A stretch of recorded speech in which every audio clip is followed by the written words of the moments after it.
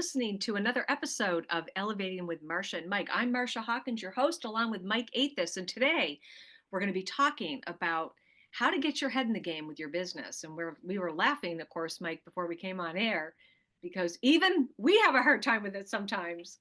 Well, I think we said let's do one on practice what you preach, and so we have a big focus on keeping your head in the game. So let's talk about some of the things that help us do that and keep our businesses moving no matter what is going on in the outside world.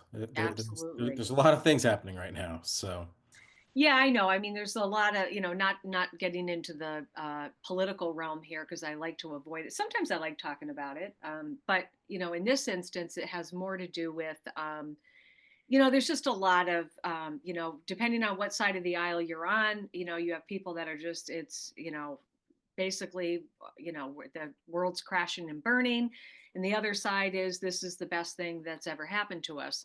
And whether you know it or not, I do believe mentally it does kind of play with your psyche a little bit when you're trying to make payroll and you're trying to hire people or fire people or trying to figure out what you're going to do and maybe struggling to get inventory levels where they need. There's so many things that go into running your business, and so I really want to talk about how you can kind of tune the noise out.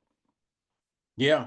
Well, I would tell you this. There's a lot of noise, and there's a lot of it impacts decision making, whether it's whatever you're doing. I mean, across the board, from what you're going to eat for breakfast, all the way through to major business decisions, and what do these tariffs mean for your business or for the country or whatever. And so there's a lot of outside factors that are all always out there and I mean just in the world, and they're going to be bouncing around your head as you're going through and making those business decisions.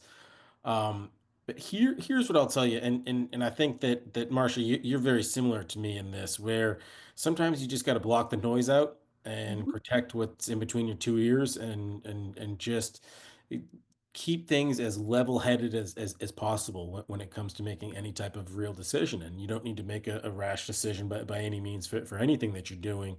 Um, but as you were talking about this topic, but before we jumped on air, I will tell you that one of the things that came to mind for me was, and I learned this very early on in my business career, of being able to protect your emotions and protect your thoughts. And so the analogy that was given to me back then, and I still think it holds true, although I don't know if all of our listeners will be able to relate to this just based off a generational thing. But do you remember, Marcia, when you were in elementary school and you're learning how to write cursive, and you'd have the teacher up on the big green chalkboard with the chalk lines, and they would have the solid line on top, solid line on bottom, and then the middle dotted line across Mhm. the middle. Do you I remember that? remember it well. Oh yeah. Yep.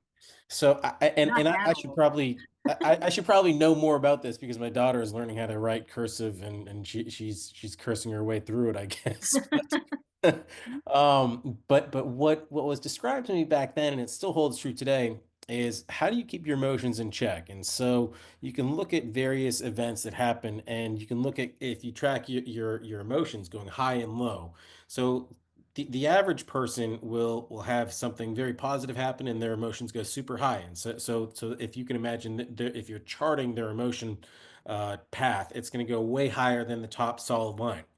And Hmm. then maybe something negative happens the next hour or the next day or whatever, and they're down in the dumps, and so their emotions go screaming down below the bottom solid line, and then something positive happens, it goes back up, and so it's this yo-yo effect of their emotions are high low high low high low. And one of the things that I had to learn, especially in sales, was don't get too high or too low. And so if I can keep my emotions right along that dotted line, just from a baseline, from a consistent level. So if something's good happening, cool. Like that's awesome, but I don't let it rock my world. I'm not going streaking through the streets or anything like that.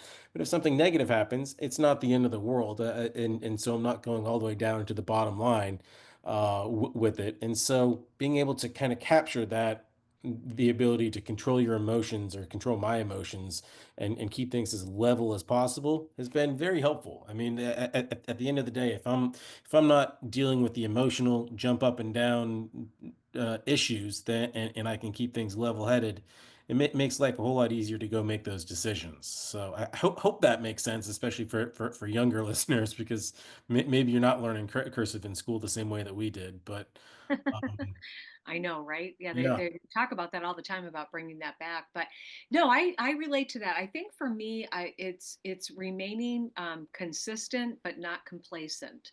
I really like to parse my week out. And I work 7 days a week, and I know you do too. But really trying to parse it out and giving an even load throughout the week. And it's not always possible to do that because sometimes just by sheer scheduling, I stack one day and I might have less on another.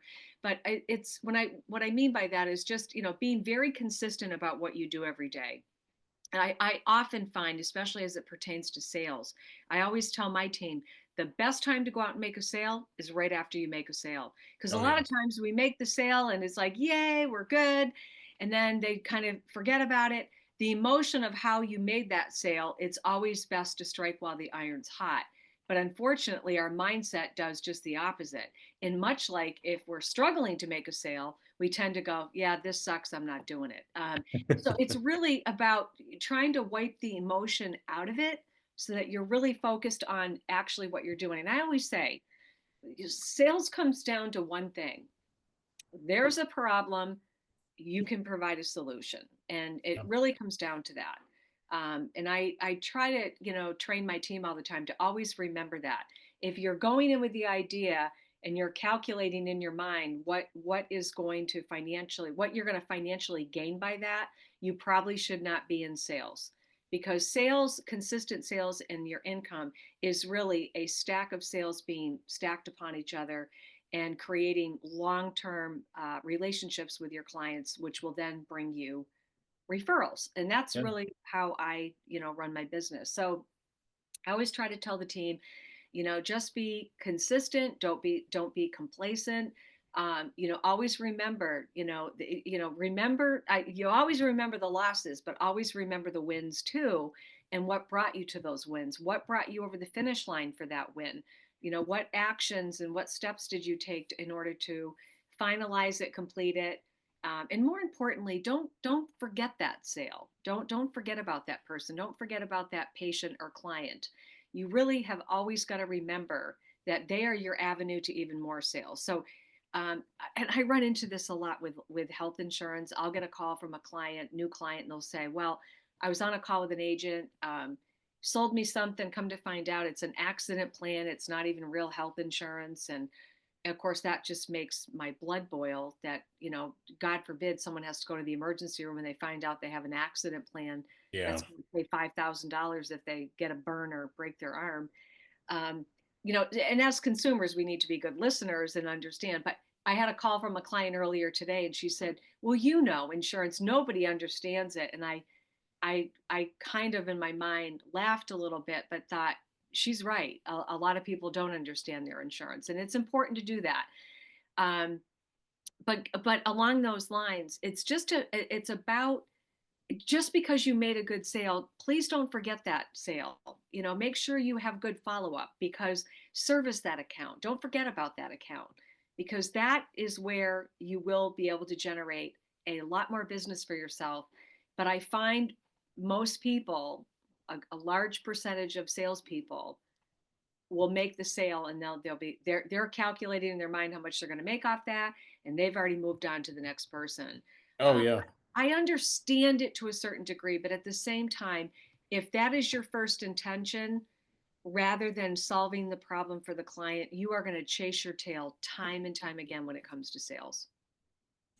Yeah, I agree completely. I think if you're just running around collecting commissions, and I remember when I was just getting started selling life insurance, I was the vast majority was face to face, and I was sitting at kitchen tables doing it. But I remember after closing a sale, pulling out of the driveway and like calculating out the commission in my head, and then something changed with it, and what had changed was I actually had a claim. I had a death claim selling life insurance, and so all of a sudden it went from I'm just running around doing this to collect commissions and put money in my bank account to I'm doing this to run around and help people and make sure they're getting they're getting the protection they need.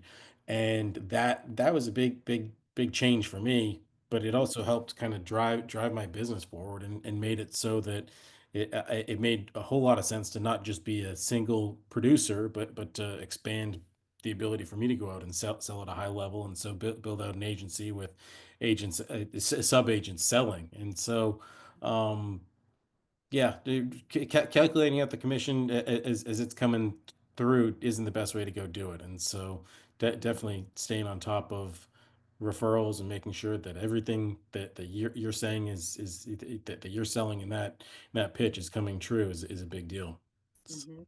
Yeah, I just think sometimes within the mindset of whether it's an entrepreneur, a CEO, or an employee, I obviously, to survive in this world, we have to work and we have to get paid for that. Like, I get all that. But I think people forget sometimes. I think people are, apply that instant gratification mindset to sales. And if you do that, I feel that long term it's not a winning strategy, because if you're always looking for like what's in it for me rather than what's in it for the client, patient, or customer, if you're Yeah, constantly doing that, you are constantly going to be chasing your tail. And I think people forget that sometimes. So I always train my team to think about, yes, that is how you get paid. However, you've got to look at it in terms of what you're providing. Right before we jumped on, I had a call from a client who,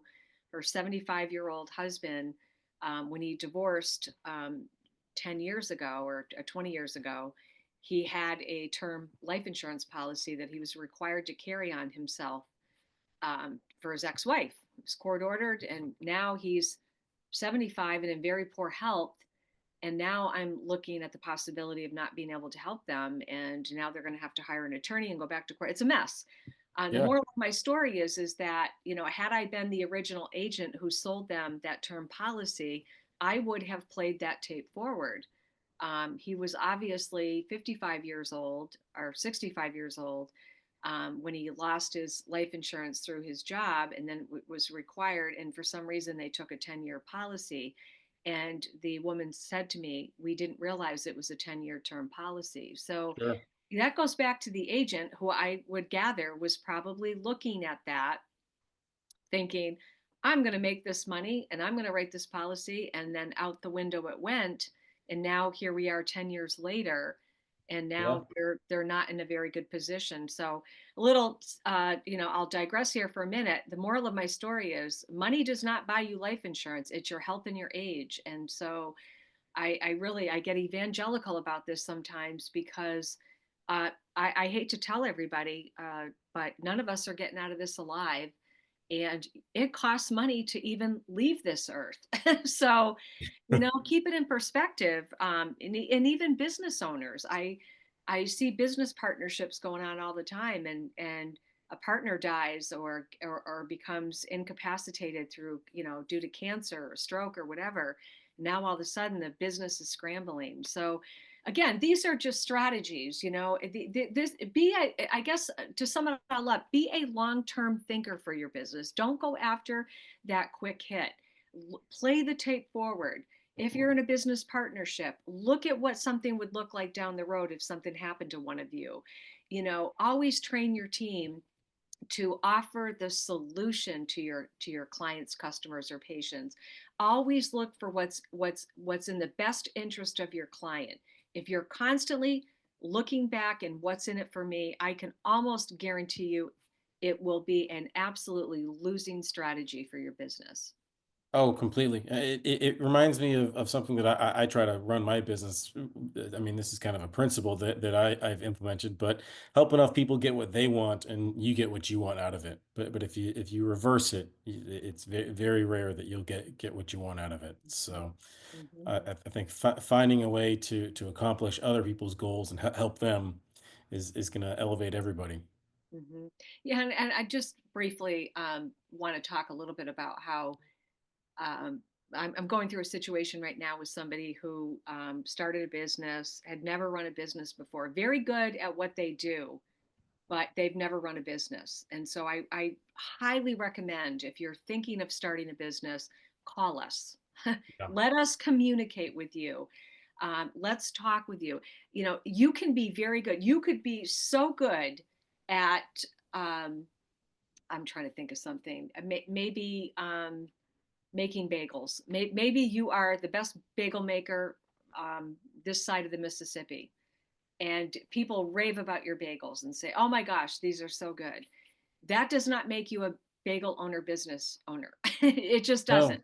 No, You nope, can it be doesn't. very, very, very good at what you do, whether you're a doctor, whether you're an attorney, whether you're a seamstress, whatever that happens to be, landscaper, roofer, painter. That doesn't always translate into you know how to run a business. So, you know, we do business consulting all the time, and I can pretty much, and this is not my ego talking, in 5 minutes after talking to someone, I know whether or not they have it in them to run a business. And maybe you can relate to this. Maybe you Yeah, can. I totally. It's a different skill set than what I mean. You have the operation side of the business, but the running the business, and that's a very different skill set, very different thing. How And to hire people, how to train people. yeah, Just because you know how to do it, you may not be a good trainer in showing other people how to do it.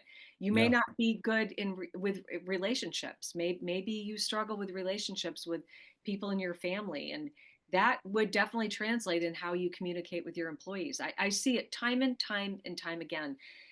It just because you know how to do something doesn't mean you should start a business with it. And sometimes you should start a business with it. But you know, a couple of things that questions that I ask is, um, why do you want to start a business? Oh well, if they don't have a clue why they want to start the business, flag number one. Flag number two, if they're in a business and they want to go off on their own, and you start to ask them, well, what happened with the business you have now? If they can't tell you definitively what happened to cause you and your business partner to want to go in your separate directions, that's a red flag. yeah, Asking them if they've ever run a business is usually, oh no, I haven't. But when they say but, and then they'll give you some lame answer. It takes my breath away because it can be very expensive, a very very expensive mistake. And then lastly, when they say to me, I say, so what steps have you taken, to start this business? If they say, well, I've been wanting to do this for like 5 years, but I haven't been able to get my logo done.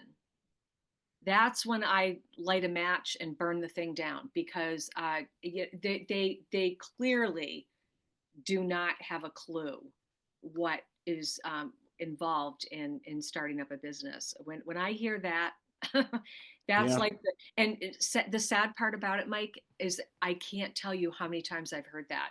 I would say that is the de facto answer I get when I ask somebody in a consultation. So, what steps have you taken to start your business?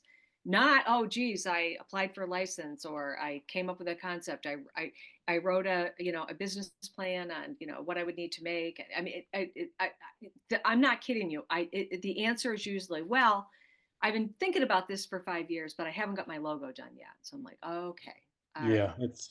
When you start a business, you got to run. It's not time to dilly dally, and For that somebody yeah, listening to this, I mean, all of that is important as you get going, but it's really mapping everything out and what that looks like. And yeah, especially if it's a brick and mortar, or it's a product based, product or service based in business, you really have got to know like how you're going to go about it. And that's not to say that you're not going to change your strategies from time to time, but you need to have some semblance of the direction you're going to go in. The logo will come. I wish people didn't put so much emphasis on that.